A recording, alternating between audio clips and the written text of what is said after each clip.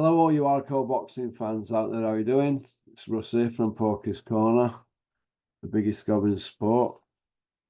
We say the things on here that nobody dare say, as you well know. So somebody's just sent me some screenshots here. Umar, the fight wire, Umar, right? Naughty, naughty, Umar, passing it off as your own account. It was started December the 2nd, 2011, Umar. What was that, Matt? You about 13? Hey, people giving you accounts, Omar, eh? Naughty, naughty. What can you do? None of them can lie straight in bed. Right, Porky. John Fury says he's the money for these YouTube misfit gimmick fights. Do you agree? Well, yeah, you'd have to say he is, because he's the one they all want to fight. But, you know, people like Mickey Theo and Joe Egan, they want to take him up on his offer. But John, if you remember 3 years ago, we're running around saying that he'll fight any man over 50 in the ring or on the hard road for free or for money. Now, if he's saying he'll do it in ring or do it on the hard road for free or for money, why has he not had a fight? Because there's been offers, hasn't there? So, if somebody says they want to fight him, they might say, "Oh, I want to do it in ring," or he might say, "No, I don't want to do it in ring. I want to do it on hard road." Well, John's saying he'll do that or have an all in, whatever that is. I'm assuming that's doing biting and gouging and all that nonsense. So if John's willing to do all that for free or for money, there's no actual reason why these fights can't happen, is there? Well, there is, because he just don't want to fight, does he? Because he won't be talking about it, would he? So I think he's become a bit of an embarrassment now, and I think that's about it, really. If you ask him, send him questions in about him now, it's got a bit boring now. Even I'm bored of it now. Yeah, I agree. You go on to say 70-30 splits. He's shouting about splits and all this and that. And does he think he's like? Does he think that he's like Don King, some shot caller or something? I don't know. But Big John will probably want a rematch clause if the judges don't give him the decision if it goes to points, because it'd definitely be a robbery, wouldn't it? You know what I mean? So it is what it is.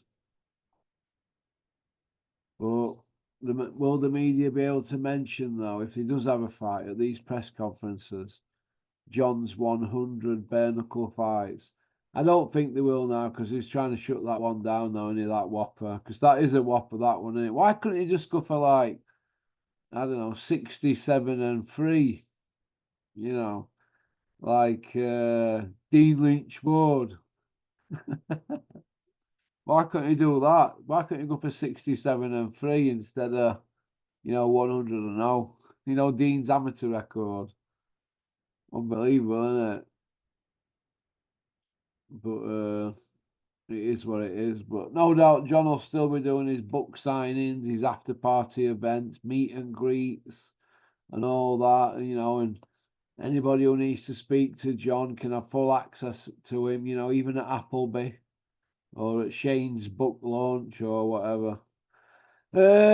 Moving on from the adventures of Tintin, Jack Catterall against Taylor's done for Leeds. Sam Jones basking in the glory like some old brass. He just wants a bit of recognition, doesn't he, for his role in putting the fight on. Keeps going on about his role and the credit he needs. Well, we're going to see, aren't we? We're going to see, but it is what it is, isn't it? It is what it is. But he's still a Cub Scout, in my opinion. Here's some good fights that we'd like to see this year. Adam Azim, Dalton Smith at European. I'd like to see that. Amzad Shiraz against Eubank Jr. Not a guaranteed win for Eubank, that is it. So he's not going to want to go for that. It's not a gimmick fight, is it? Saunders, Eubank, I'd like to see that at 168, but I think Billy Joe Saunders has ate himself half to death. I'd like to see Felix Cash in mix as well. You know, roundabout middleweight. I'd like to see him get a fight on board. I want to see Cordina get going as well. And Boatsi kicking on. Lawrence Okoli, Billum Smith, Riak Porte, Dennis McCann, all them lot we need to see get moving, don't we? Natasha Jonas has got her fight coming up. It's all good stuff, innit? I want to see them kids in Joe Gallagher's gym. Clark Smith, Sean Yackersley, Butler. All them are doing well. Quiggy working there with Joe. All good stuff, innit? But these weight divisions, like, you know, people keep going on about Conor Benn going to fight at 140 or at 160. You know, there's £20 there. Look, they're there for a reason. You know, fighters are not superheroes. Beefy Smith's another one, saying he'll fight anybody from 154 to 168. You know, it is what it is. But man of the moment, it's going to be Sam Jones. He's going to be unbearable, isn't he, now? He might even be on Jonathan Ross show. You know what I mean? But getting on for this Catterall Taylor fight, we've heard that much nonsense since 2014, haven't we? Since Froch Groves, we've had that much nonsense and that many promises in boxing. I'll just be happy if they get to weigh-in. I will. But Porky, what do you think to Amzad Shiraz? Got another one going on about him. Well, what do I think to him? I think he's all right, but you know, who's he beat? You know, I thought Bradley Skeet were shafted against him. He's done better since then, but who's he beat? And why are they saying he's the new Tommy Hearns? You know, I remember not long ago they were saying Mark Efron were the new Robin Reed. People should just be the new selves. I know it's not the fighters that are given these nicknames, but Bricktop and that Dev Sandwich shouldn't be running around saying he's like Tommy Hearns. The only thing he's got going for him is that he's like Tommy Hearns. He's got stick legs and long arms and he's same height. That's it. Big lanky geezer. That's it. Other than that, jury's way out on him. Way out on him, in my opinion. Put Shiraz in with Liam Smith. He'll fight him. Put him in with Liam Smith, Bricktop. He ain't got to deal with anybody. Why not? Well, I was right about Ebony Bridges and Bombay Dave. I called that one as soon as she got beat, didn't I? Hey, as soon as she got beat, soon as just like I called when Dylan White were going to get rid of him after he got knocked out against Povetkin. So it is what it is. Big John Fury's got a big announcement, 22nd of Feb. We wait for that with bated breath, don't we? So, Big John's announcement. Is there a lot, Porky, that boxing can learn from misfits? Yeah, I think there is. Terry Chapadama touched on that a few times in past. Yeah, there is. Too many pro boxers, in my opinion, at the moment, are turning pro. They're not wanting to take any risks when they're getting to like 10-0. There's people with 10-0, 11-0, 12-0. They just keep going and looking for anything just to get a win. They're not bothered about actually learning the craft. They want to get a win and get to the promised land and cash out in a big fight. And there's too many falling by the wayside now. They've gone this trinket route and it's not working out, is it? Nobody's wanting to go for a British title no more because they've got to have proper 50-50 British title fights. Or at least decent ones, you know, where they're fairly matched 60-40s. There's none of this like 90-10s, you know, 90% guaranteed win fighting for a trinket belt. And then by the time they get to world title, our lads are getting flogged. Let's go back to winning British title and trying to win it outright. At least trying to have a go. You know, Ritson's got it outright. Brian Rose, Carl Froch, Henry Cooper. You know, so Hughie Fury being messed about by Ben Shallum's lot at Sky. What's going on there? Not very good. Not good at all. They need to get the finger out and get you with some dates. So Puppy Parsons leaves Boxing Social. They're putting announcements out. God, it's like when Kylie Minogue left Neighbours, isn't it? You know what I mean? Puppy Parsons is leaving Boxing Social. What's going to happen there? Well, we know the Umar IFL Umar story, don't we?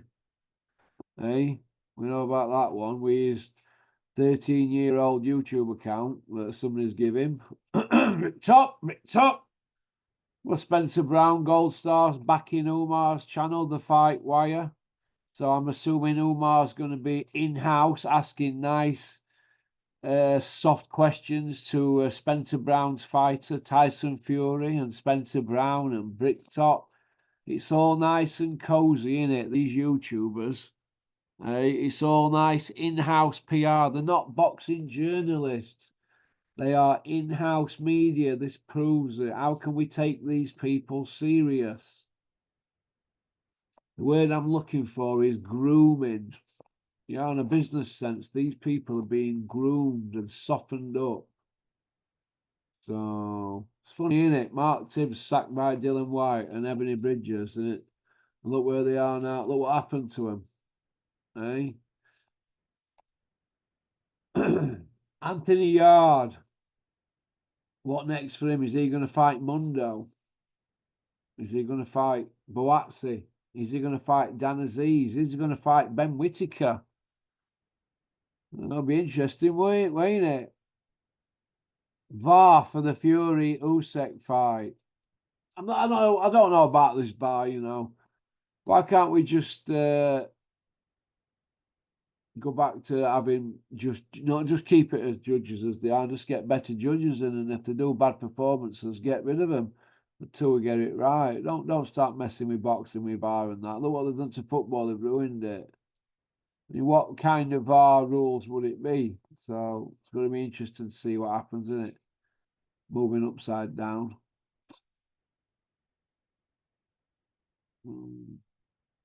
What is the problem, Porky, with boxers not wanting to take risks? I think we've covered that. It's a society problem. They just all want materialistic things. They want to be known as boxers, but they don't want to put the hard yards in. They don't want to be in a situation where they've been beaten, they've got to come back. But when you come back, that's how champions are made. You know what I mean? That's what champions do, innit? You know, or future champions. So you've got to take it on chin. When you're 2-year-old, you fall over, you get up, don't you? When you're 22, you don't. You have a moan, don't you? So it is what it is, isn't it? So it's a society problem. Just like we have these people that laud these certain people, don't they? Like Sammy the Bull Gravano charging thousands to go on podcasts to talk a load of rubbish about a load of people that are dead and they're not here to defend themselves.